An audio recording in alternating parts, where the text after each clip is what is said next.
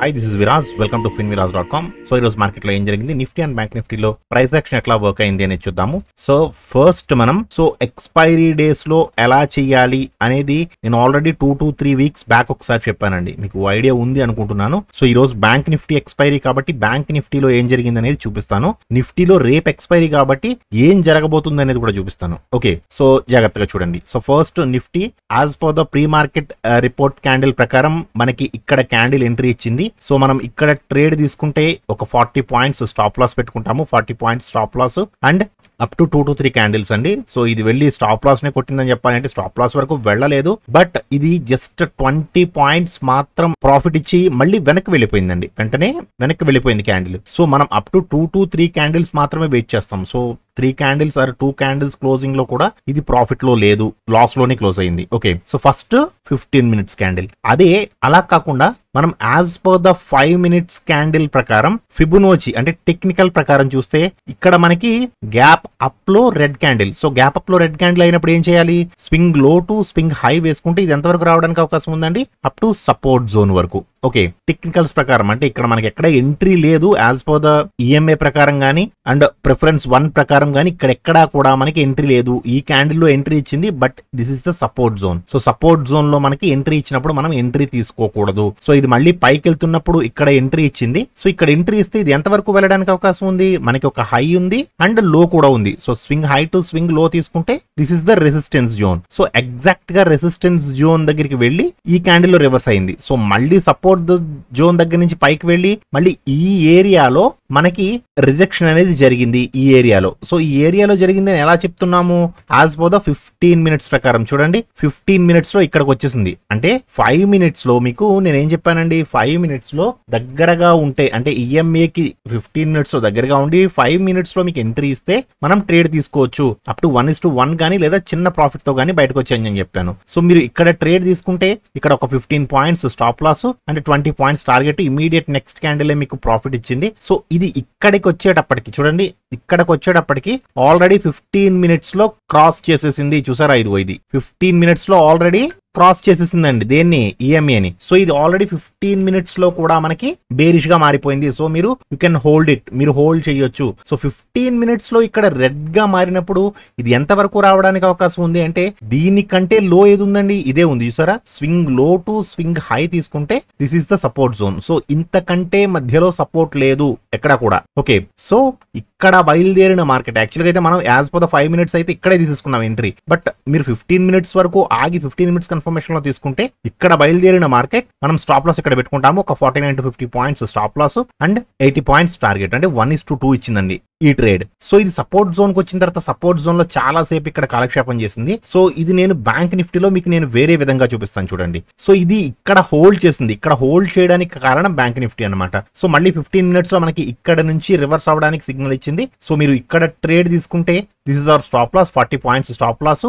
అది ఎంత వరకు వెళ్ళడానికి అవకాశం ఉంది, మనకి 2 జోన్స్ కావాలి ఏంటండి, స్వింగ్ హై టు స్వింగ్ లో వేసుకుంటే ఇది ఎంత వరకు వెళ్తుందండి, ఇంతవరకు. This is the resistance zone. So ఇక్కడ ట్రేడ్ తీసుకుంటే ఇక్కడ స్టాప్ లాస్ పెట్టుకుంటాం, 40 points stop loss and 30 to 35 points target. ఇది హ్యాపీగా వెళ్ళి టార్గెట్ హిట్ అయింది. టార్గెట్ హిట్ అయిన తర్వాత మళ్ళీ కిందకి రావడానికి ట్రై చేసింది. 2:30 తర్వాత ట్రేడింగ్ చేయకూడదు. ఈరోజు బ్యాంక్ నిఫ్టీ ఎక్స్పైరీ. సో నిఫ్టీలో కూడా అడ్జస్ట్మెంట్స్ ఉంటాయి డెఫినెట్ గా. ఓకే, సో బ్యాంక్ నిఫ్టీలో ఏం జరిగింది అనేది చూపిస్తాను చూడండి. బ్యాంక్ నిఫ్టీ కొంచెం అబ్జర్వ్ చేయండి, జాగ్రత్తగా అబ్జర్వ్ చేయండి. ఫస్ట్ 15 మినిట్స్ క్యాండిల్ బ్యాంక్ నిఫ్టీలో as per the pre market ప్రకారం బుల్లిష్ ఎంట్రీ కదండి, but as per the 5 minutes చూడండి ఒకసారి. 5 మినిట్స్ లో swing low to swing high to previous లో వేసుకుంటే మార్కెట్ ఇంతవరకు వెళ్ళాలి. ఎస్, మార్కెట్ బుల్లిష్ గా వెళ్ళాలి, బట్ వెళ్ళలేదు. ఎలా కన్ఫర్మ్ చేసింది అంటే ఈ ఫస్ట్ క్యాండిల్ యొక్క హైని అంటే 15 మినిట్స్ లో చూపిస్తాను చూడండి. 15 మినిట్స్ లో ఫస్ట్ క్యాండిల్ యొక్క హైని క్రాస్ చేయలేకపోయింది మార్కెట్. సెకండ్ క్యాండిలే బేరిష్ గా మారిపోయిందండి. సెకండ్ క్యాండిల్ బేరిష్ గా మారిపోయినప్పుడు మనకి 5 మినిట్స్ లో ఎక్కడ ఎంట్రీ ఇచ్చిందండి, ఇక్కడ. This is the entry point. So ఇక్కడ ఎంట్రీ ఇచ్చినప్పుడు ఒక్క నిమిషం ఇవి తీసేసి మళ్ళీ పెడతాను చూడండి. ఈ క్యాండిల్ లో ఎంట్రీ ఇచ్చినప్పుడు మనకి ఈ ఏరియాలో 5 మినిట్స్ లో ఎంట్రీ ఇచ్చింది, బట్ 15 మినిట్స్ లో ఎక్కడ ఉందండి, 15 మినిట్స్ లో చాలా దూరంగా ఉంది. సో 15 మినిట్స్ లో దూరంగా ఉన్నప్పుడు ఏం చేయమని చెప్తున్నాను నేను?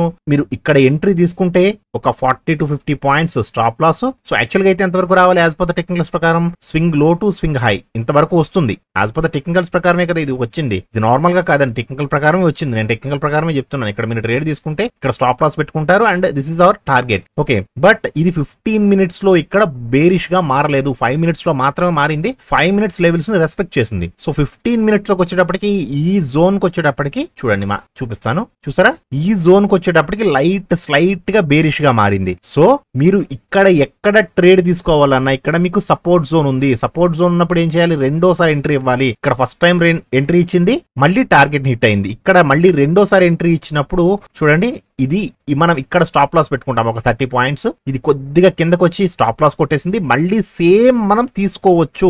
ఎందుకు తీసుకోవచ్చు అని చెప్తున్నానంటే ఒకసారి 15 మినిట్స్ లో చూడండి. 15 మినిట్స్ లో చూస్తే ఈ క్యాండిల్ లో మనకి ఆల్రెడీ బేరిష్ గా మారిపోయింది. ఓకే, సో ఈ క్యాండిల్ లో మనం ట్రేడ్ తీసుకుంటే ఎంతవరకు రావడానికి అవకాశం ఉంది? Swing low to swing high. Swing లో ఇది ఎందుకు తీసుకున్నారు సార్? ఇది కూడా తీసుకోవచ్చు. ఎస్, ఏదైనా తీసుకోవచ్చండి. ఇది దీనికి పెద్ద డిఫరెన్స్ లేదు. నేను అందుకే దగ్గరలో ఉన్న స్వింగ్ ఫస్ట్ స్వింగ్ లా ఇది తీసుకున్నాను అనమాట. ఓకే, సో ఇక్కడ ట్రేడ్ తీసుకుంటే రెండోసారి ట్రేడ్ అండ్ ఐడియా ఉంది కదా. సో ఇక్కడ ట్రేడ్ తీసుకుంటే మీరు up to 30 points stop loss, up to strongest support వరకు 150 పాయింట్స్ టార్గెట్, అంటే 1:5 అండి. ఈ ట్రేడ్ చాలా మంది క్యాప్చర్ చేశారు. అంటే ఇక్కడ బేరిష్ గానే ఉంది, ఆల్రెడీ బేరిష్ గా మారిపోయింది. ఒక మంచి ఎంట్రీ కోసం చూసాము. సో ఇక్కడ ఒక ఎంట్రీ ఇచ్చింది అండ్ ఇక్కడ ఒక ఎంట్రీ ఇచ్చింది, బట్ ఇది పెద్ద ప్రాఫిట్ ఇవ్వలేదు. ఇది మాత్రం థర్డ్ ఎంట్రీ మాత్రం చాలా మంచి ప్రాఫిట్ ఇచ్చిందండి. ఓకే, సో మీకు నేను ఒక ఇంపార్టెంట్ విషయం చెప్తా అన్నాను కదా. చూడండి, మనం ఇక్కడ నుంచి ఇక్కడికి వేసుకుంటే this is the strongest resistance కదా.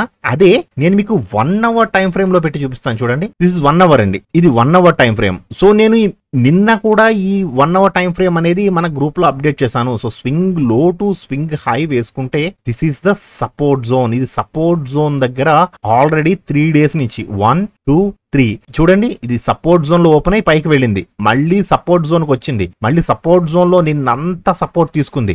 ఈ రోజు కూడా గ్యాప్ అప్ లో ఓపెన్ అయి సపోర్ట్ జోన్ కి వచ్చే పైకి వెళ్ళడానికి ట్రై చేస్తుంది. సో ఈ లాస్ట్ 1 అవర్ క్యాండిల్ అనేది మనకి బుల్లిష్ గా ఉంది. సో మూమెంటం బుల్లిష్ గా వెళ్ళడానికి అవకాశం ఉంది. ఓకే, సో నేను చెప్పాను కదండి ఎక్స్పైరీ రోజు మీరు ఎలా ట్రేడ్ చేస్తారు బ్యాంక్ నిఫ్టీలో చూపిస్తానని. బ్యాంక్ నిఫ్టీలో మీకు ఇంతకు ముందు ఏం చెప్పానండి నేను?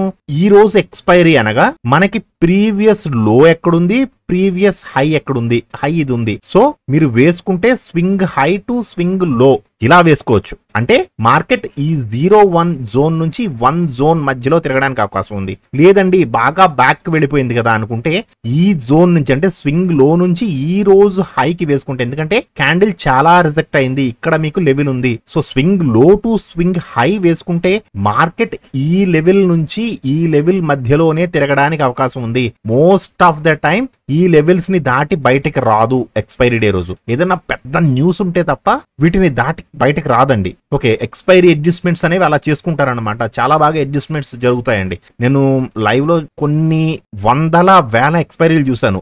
సో ఆ ఎక్స్పీరియన్స్ తో చెప్తున్నాను నేను. ఎక్స్పైరీ డే అడ్జస్ట్మెంట్స్ అనేవి చాలా బ్యూటిఫుల్ గా ఉంటాయి. అంటే తెలియకపోతే డికే కూడా అలాగే ఉంటుందండి. డికే బేభత్సంగా తినేస్తుంది. సో ఈ రోజు ఎవరైనా డికే బారిన పడ్డారా? 2:30 తరువాత ఎట్టి పరిస్థితుల్లోనూ చెయ్యొద్దు అని ఖచ్చితంగా చెప్తున్నానండి.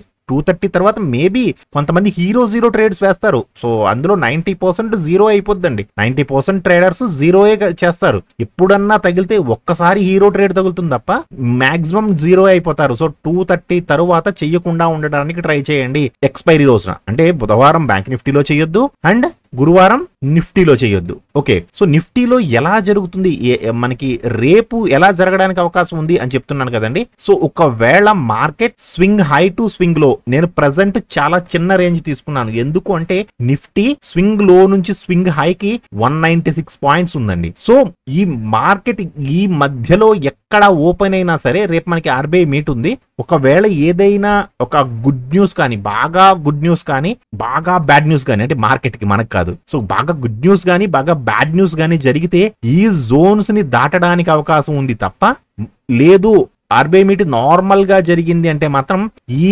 190 పాయింట్స్ రేంజ్ లోనే, ఈ మధ్యలోనే ఎక్కడో ఎక్స్పైరీ అయిపోతుందండి. అంటే వీటిని దాటి వెళ్ళదు మార్కెట్, వీటిని రెస్పెక్ట్ చేస్తుంది. ఓకే, ఎప్పుడు ఈ జోన్ లో ఓపెన్ అయినప్పుడు, ఈ జోన్ లోనే ఓపెన్ అవ్వాలి. ఎక్కడ ఓపెన్ అయినా సరే, ఐదర్ ఇక్కడ ఓపెన్ అయినా అంటే గ్యాప్ డౌన్ ఓపెన్ అయినా, ఫ్లాట్ గా ఓపెన్ అయినా, గ్యాప్ అప్ ఓపెన్ అయినా, ఎక్కడ ఓపెన్ అయినా సరే ఈ లెవెల్స్ ని రెస్పెక్ట్ చేయడానికి ట్రై చేస్తుంది మార్కెట్ ఎక్స్పైరీ రోజున. ఓకే, సో అదొకటి గుర్తుంచుకోండి, జాగ్రత్తగా ట్రేడ్ చేసుకోండి. రేపు నిఫ్టీ ఎక్స్పైరీ ఉంది. సో నేను చెబుతున్న టెక్నికల్స్ మీకు నచ్చితే వీడియోని తప్పకుండా లైక్ చేసి ఛానల్ ని సబ్స్క్రైబ్ చేసుకోండి. Thank you so much.